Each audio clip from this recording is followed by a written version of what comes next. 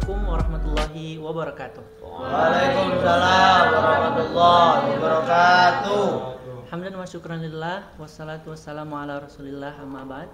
Tapi puji syukur senantiasa kita panjatkan kehadirat Allah Subhanahu wa Ta'ala, karena dengan izinnya kita masih dapat hadir untuk mengikuti perkuliahan kita pada pagi hari ini. Kemudian salawat serta salam kita haturkan kepada junjungan kita Nabiullah Muhammad sallallahu alaihi wasallam. Taib, yang terhormat dosen pengampu kita pada perkuliahan Filsafat Ilmu, YAIMIM, kami sebut namanya dengan hormat, ketua kelas dari kelas A dan kelas B juga yang sempat hadir. Perkenalkan, saya di sini sebagai moderator Muhammad Jundi dari kelas A, telah hadir bersama kita pada pagi hari ini teman-teman dari kelas A dan kelas B. Silakan diperkenalkan namanya masing-masing. Saya Muhammad Rajif Muafi dari kelas B. Kan saya Amzaluddin dari kelas A, dari kelas B. Nama saya Ananda Saraswati, saya dari kelas B. Perkenalkan, nama saya Nova Ada dari kelas D.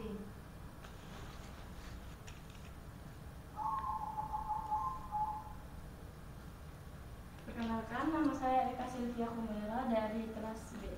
Panggilannya Humaira ya? Eka. Eka. Perkenalkan, nama saya Dela Syafira dari kelas A. Perkenalkan, nama saya Siti Laila Alim Muhammad dari kelas A. Nama saya Nabila dari kelas A. Taib, pada pagi hari ini kita akan melanjutkan kajian kita dalam mata kuliah Filsafat Ilmu yang dalam pagi ini dengan tema Filsafat Ilmu dan Integrasi Islam. Untuk itu kami persilahkan kepada YAIMIM untuk memberikan perkuliahannya. Baik, assalamualaikum warahmatullahi wabarakatuh. Waalaikumsalam warahmatullahi wabarakatuh.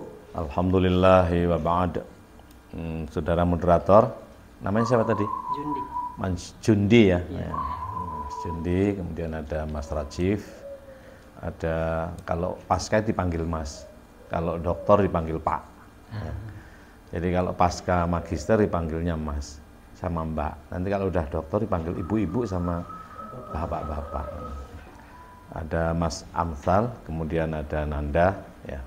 Kalau perempuan tak panggil namanya aja. Ada sama untuk namamu? Fuad. Panggilannya? Puput. Puput ini banyak yang nanyakan soalnya. Banyak yang tanya, "Abi itu siapa namanya?" Ya ini. Boleh kenalan enggak? Minta nomor tak suruh ngasih. Yang minta kasih aja nomor. Kemudian ada Humaira ya. Panggil apa ya? Eka ya?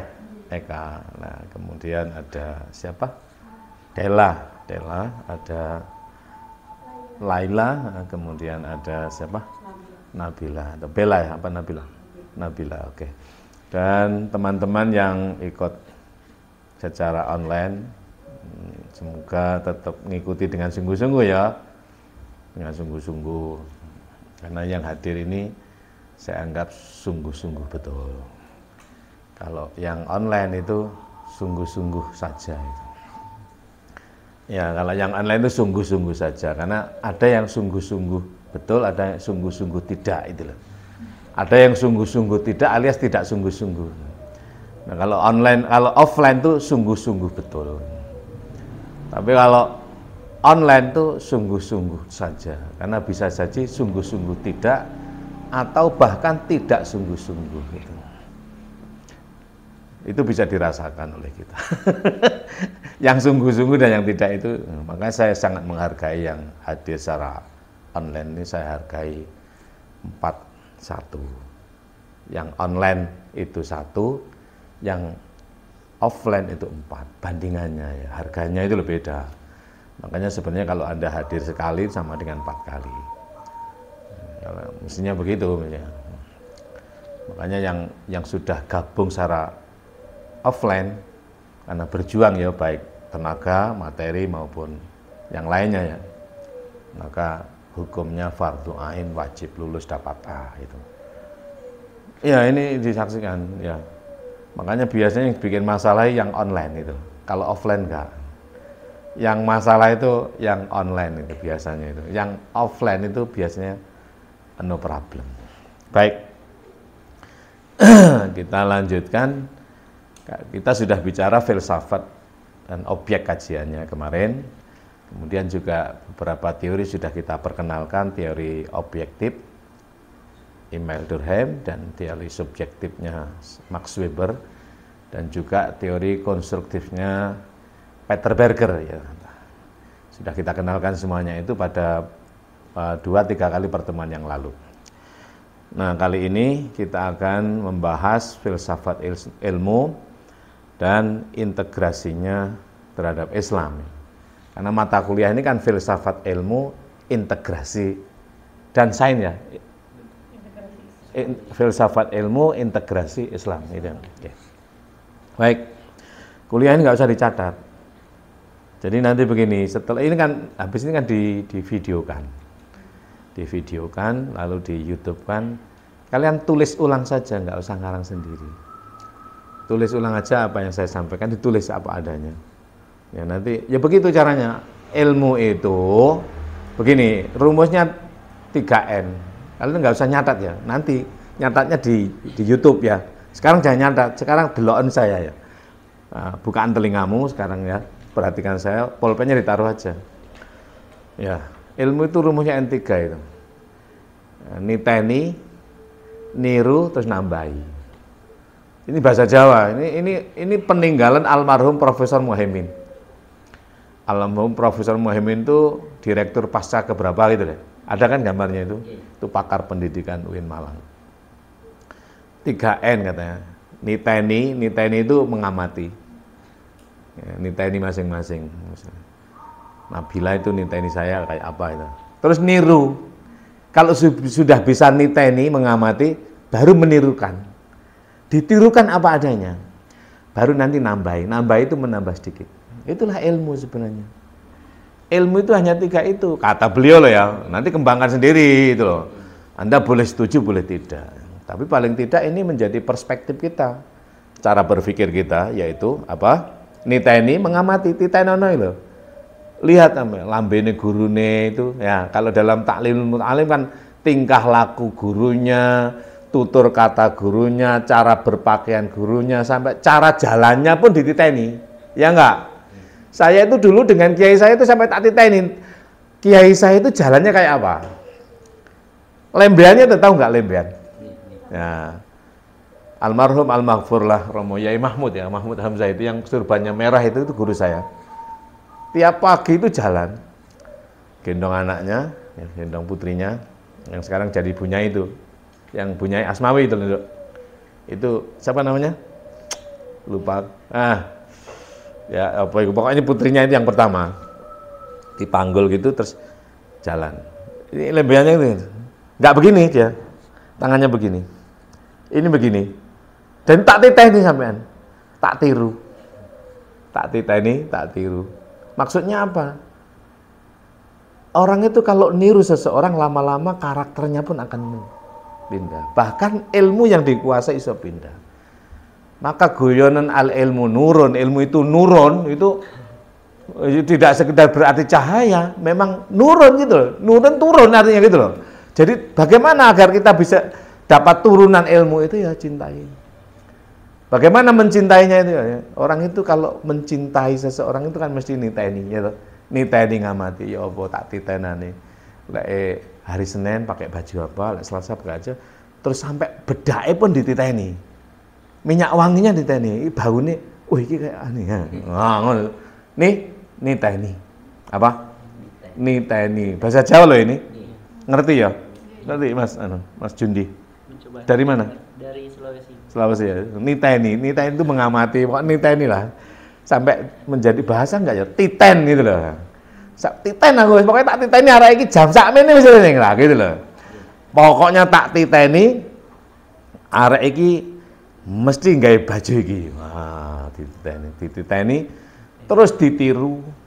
Apa ditiru itu? Ditirukan. Habis itu ditambahi. Maju lagi, maju.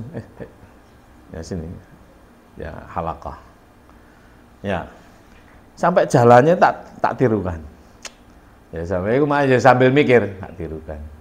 Maksudnya apa? Dalam bahasa tasawufnya itu biar terjadi faid apa? Faid fa ya dot faid limpahan apa? Orang itu punya al-arwah junudun mujannada. Wa ma ta'arafa ta'alafa, wa ma tanakara takhalafa.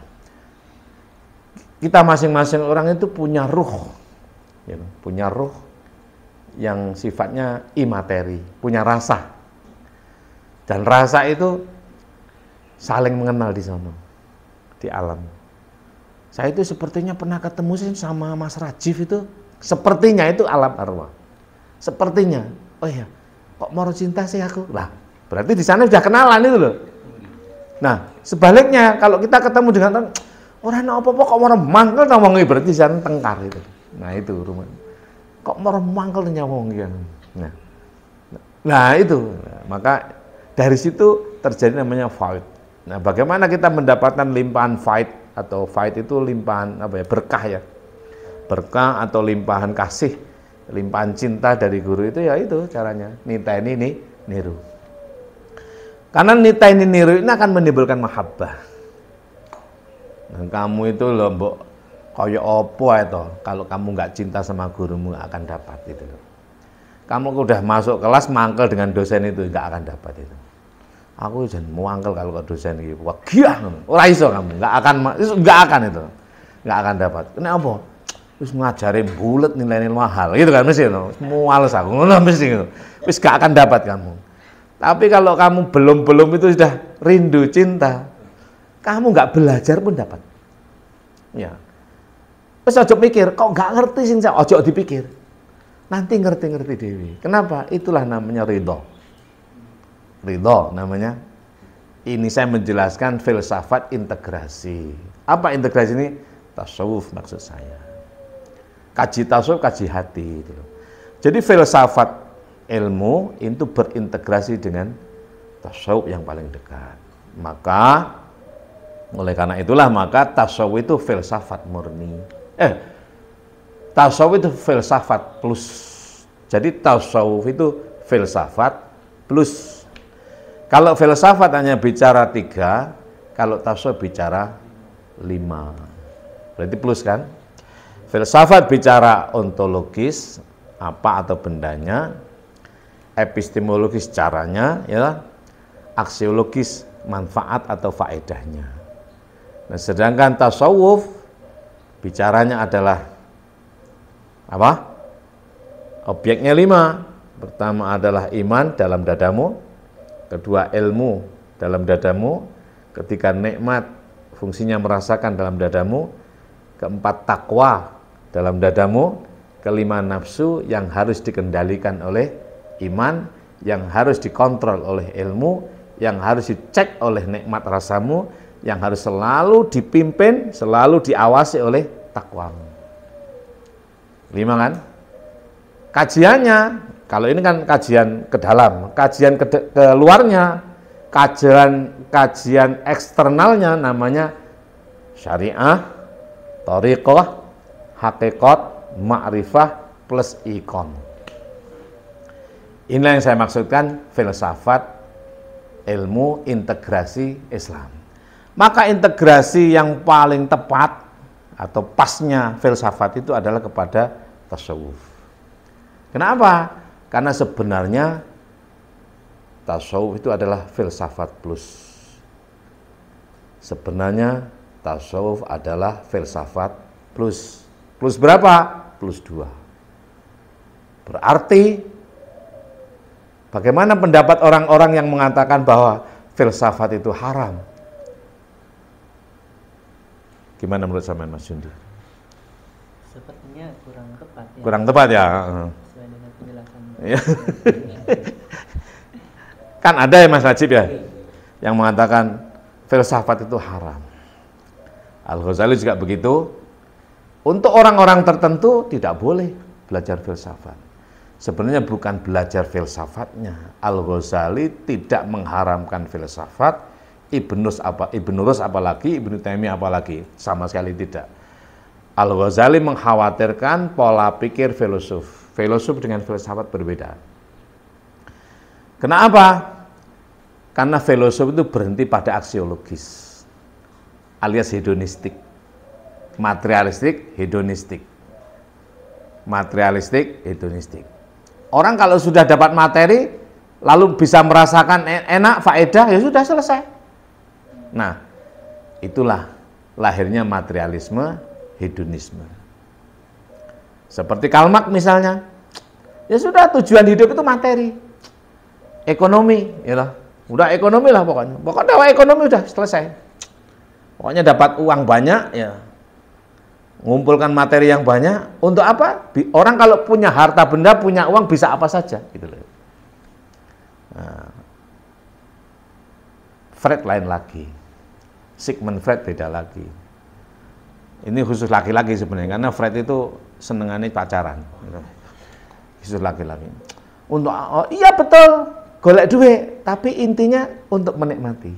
Apa? Libido seks.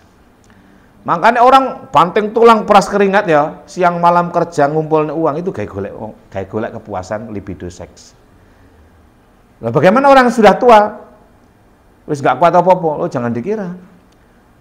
Fisik jasad semakin tua, ngonoane tambah nemen. Nah, sekalipun gak iso apa. Keinginannya maksud saya. Keinginannya. Orang kalau sudah tuwek, udah tuwek itu, keinginan hawa nafsunya, materialistiknya maupun hedonisnya tambah tinggi. Sementara jasad semakin lemah. Oleh karena itulah maka kalau orang itu tidak dipimpin oleh iman, jasadnya ini hedonistik, materialistik bahaya. Akan bunuh diri. Kenapa? Delok wong ayu kepengin tapi gak iso apa-apa, tersiksa ya enggak? Nah, tapi kalau dipimpin oleh iman dikendalikan. Akhirnya menumpuk harta. Ojo sampai anakku nanti, pokoknya tidak cukup untuk dirinya, anaknya, cucunya, wabeh, harta. Dia sendiri, umur 100 misalnya, wis keriput gak apa, wis klet kabeh awake. Delok wong ayu tambah nemen tertarik. Lihat wong sing, waduh, ya apa ya iso. Karena nggak bisa akhirnya tersiksa. Ini yang disayangkan oleh para filosof muslim. Para filosof muslim hendaknya berfilsafat itu tidak berhenti di hedonistik, materialistik, tapi bagaimana materialistik, hedonistik itu dibawa kepada Allah, yaitu kesadaran. Tidak hanya syariah, tidak hanya thariqah, tidak hanya hakikat, tapi bagaimana syariah, thariqah, hakikat ini menimbulkan ma'rifah. Apa itu? Kesadaran diri pada orang itu bahwa kita mendapatkan kenikmatan itu tidak serta-merta begitu saja datang, tanpa melibatkan kehadiran orang lain. Orang lain melakukan sesuatu yang mendatangkan manfaat secara hakikat pada diri saya misalnya, oleh karena ada yang menggerakkan, yaitu Allah. Ya. Nah, makrifah kesadaran ini hendaknya melahirkan satu keyakinan, yakin bahwa apapun bagaimanapun aku mendapatkan kenikmatan ini atas dasar kuasa Allah. Itulah totalitas tujuan hidup kita. Wa'bud rabbaka hatta ya'tiyakal yaqin. Itu dalam surat apa? Surat Al-Hijr. Surat Al-Hijr itu surat ke-15, ayatnya 99. Surat ayat terakhir karena surat ayatnya 99. Al-Hijr ke-15. Kalau ke-16 apa? An-Nahl 17, Al-Isra 18, Al-Kahfi pertama, Al-Fatihah kedua, Al-Baqarah ketiga, keempat, kelima, Al-Maidah keenam, Al-An'am ketujuh, Al-A'raf ke-8, Al-Anfal ke-9, At-Taubah 10, Yunus 11, Hud itu 12, Yusuf 13, Ar-Ra'du 14, Ibrahim 15, Al-Hijr. Hanya 114 saja loh. 18, Al-Kahfi 19, Maryam 20, Toha 114, An-Nas 21, Al-Anbiya 22, Al-Hajj 23, Al-Mu'minun 24, An-Nur 25, Al-Furqan 26, Asy-Syu'ara 27, An-Naml 28, Al-Qasas 29, Al-Ankabut 30, Ar-Rum 31, Luqman 32, As-Sajdah 33. Enggak ada yang hafal tah? Ya wes. Maju guys. Di depan lah itu biar halaqah. Oke. Jadi integrasi filsafat ilmu itu yang tepat. Ilmu integrasi barangkali bahasa Arabnya musyarakah atau munasabah gitu. Munasabah itu ketepatan, musyarakah itu keterkaitan. Apa? Ketergabungan ya. Syirik itu bergabung. Ketergabungan, menggabungkan musyarakah itu. Musyarakah itu kan kerjasama ya. Syirkah ta'awun. Syirkah ta'awuniyah artinya apa? Koperasi, ya enggak? Syirkah ta'awuniyah, musyrik pertolongan. Oh, musyrik pertolongan. Jadi bukan filsafat yang karena bukan filsafat yang diharamkan, tapi Al-Ghazali adalah mengkhawatirkan atau tidak setuju dengan pola pikir para filosof yang berhenti di situ. Hendaknya orang tidak hanya berhenti di menikmati secara aksiologis ada manfaatnya bagi saya. Apa itu? Aku ngerasa enak, udah selesai. Tapi hendaknya aksiologis ini nilai guna pada diri seseorang secara subjektif, secara hakikat itu menimbulkan satu kesadaran diri, yaitu ma'rifah. Menimbulkan satu kesadaran diri, ma'rifah. Apa itu ma'rifah itu? Ma'rifah dengan ma'rifah orangnya arif kan? Arif. Arif dengan alim itu beda. Tahu dengan, kalau ma'rifah itu tahu dan sadar. Tahu, sadar. Tapi kalau alim itu hanya tahu saja. Adam dan Hawa tahu ketika ketemu di Musdalifah. Adam dilempar atau terlempar dari surga, bukan surga itu loh, itu dimensi atas aja, dimensi enak itu loh, duduk surga, karena di surga tidak ada larangan. Dan di sini kan dilarang, wala taqraba hadhihi syajarata fatakuna minallah.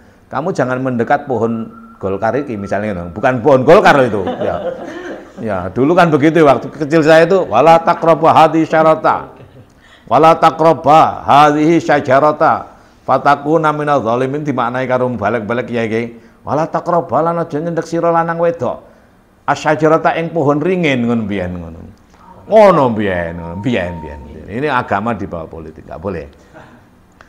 Jangan mendekati pohon yang kemudian disebut dengan pohon khuldi, syajaratul khuldi.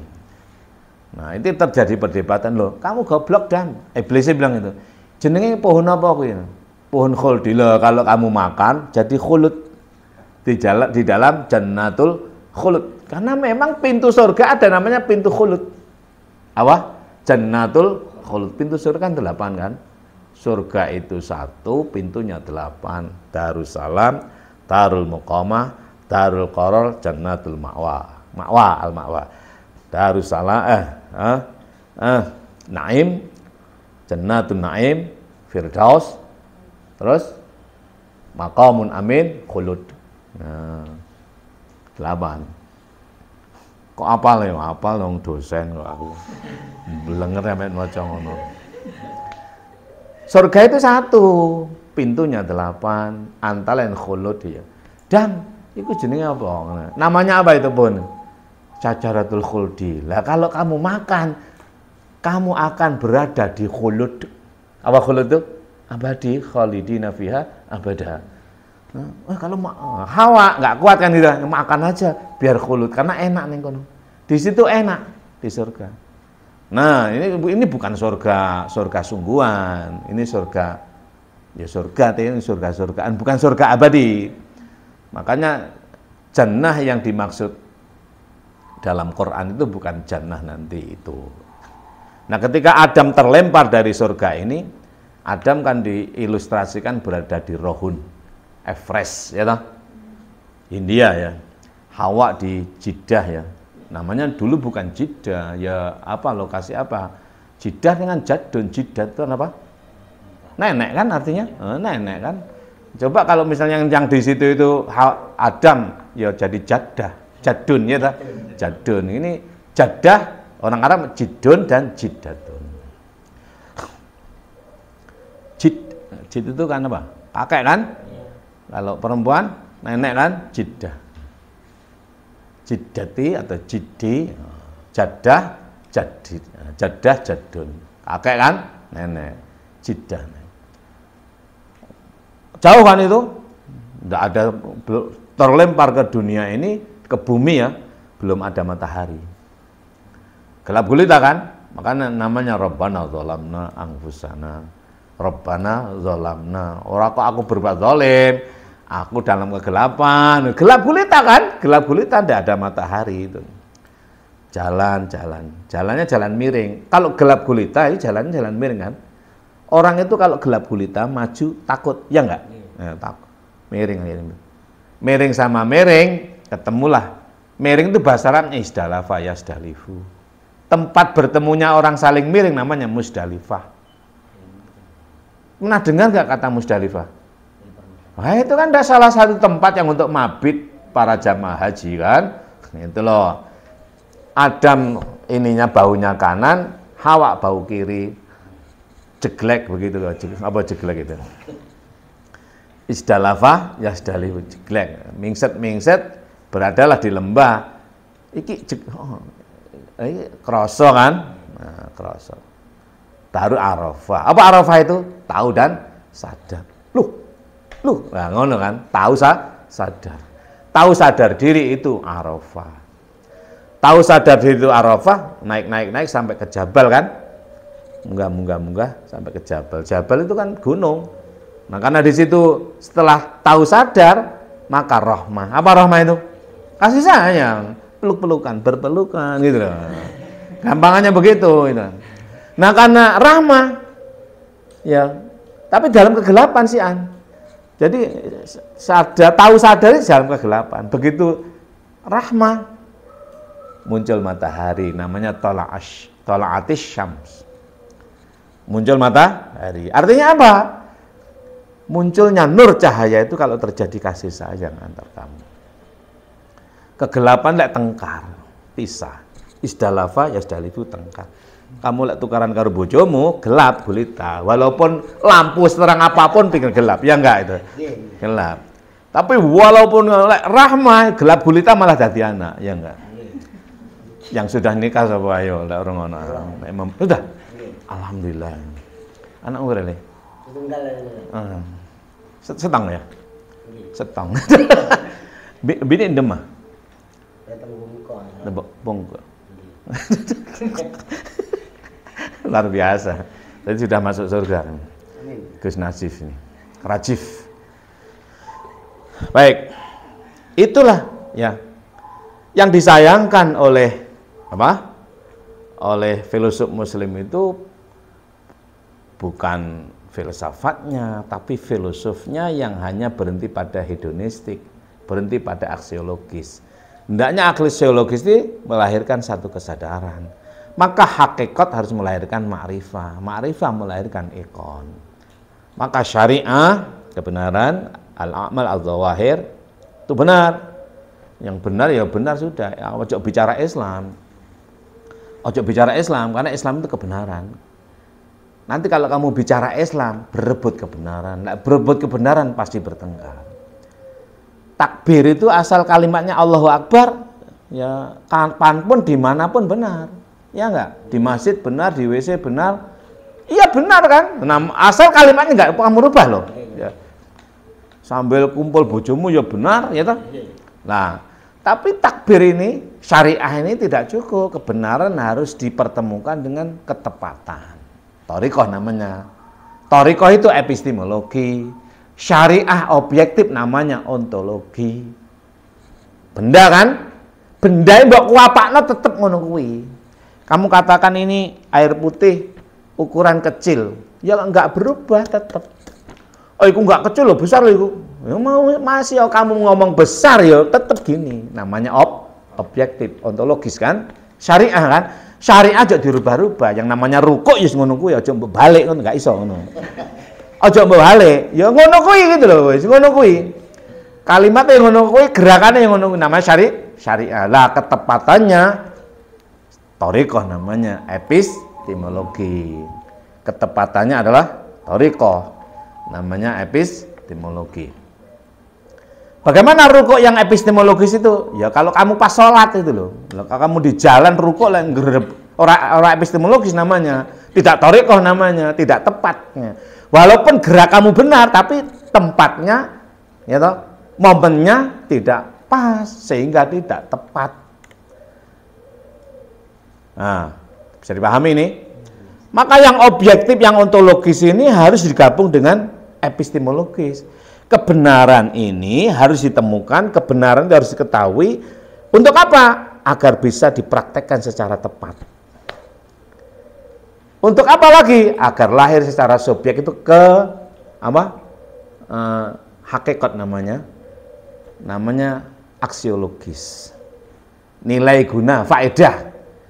Kebenaran kamu lakukan secara tepat, maka lahirlah kebaikan pada dirimu.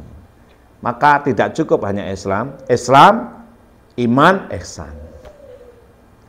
Kamu jangan menyajikan Islam, kalau kamu sajikan yang kamu Islam yang kamu bicarakan seakan haji itu misalnya, kan nggak semua bisa melaksanakan. Yang mampu aja, duit tapi loro-loro nggak juga kan?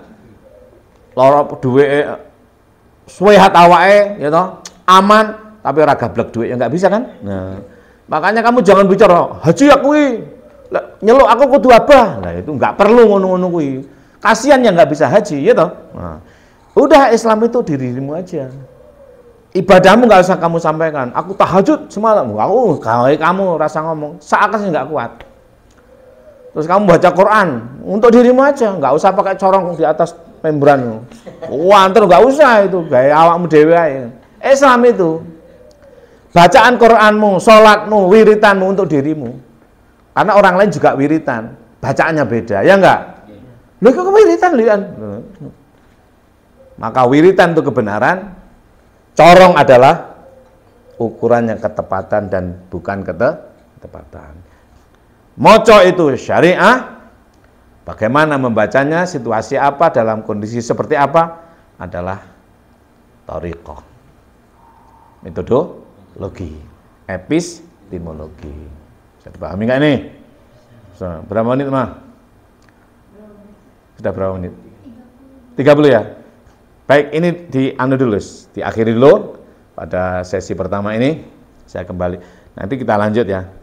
Kita lanjut dengan moderator yang baru. Sebentar, ini waktu saya kembalikan.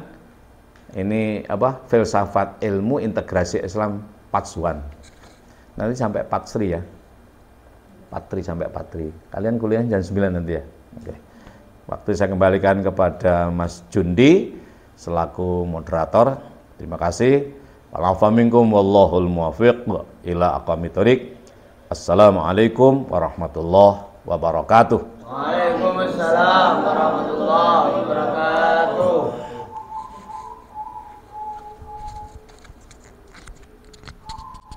Taib, itulah tadi penyampaian atau materi yang disampaikan oleh Yai Mim. Insya Allah kita sama-sama dapat mengambil manfaat dan ilmu yang banyak dari apa yang telah disampaikan. Taib, saya pikir saya cukupkan sampai di sini. Terima kasih perhatiannya. Mohon maaf dari saya jika ada salah-salah kata. Terima kasih. Wassalamualaikum warahmatullahi wabarakatuh. Waalaikumsalam warahmatullahi wabarakatuh.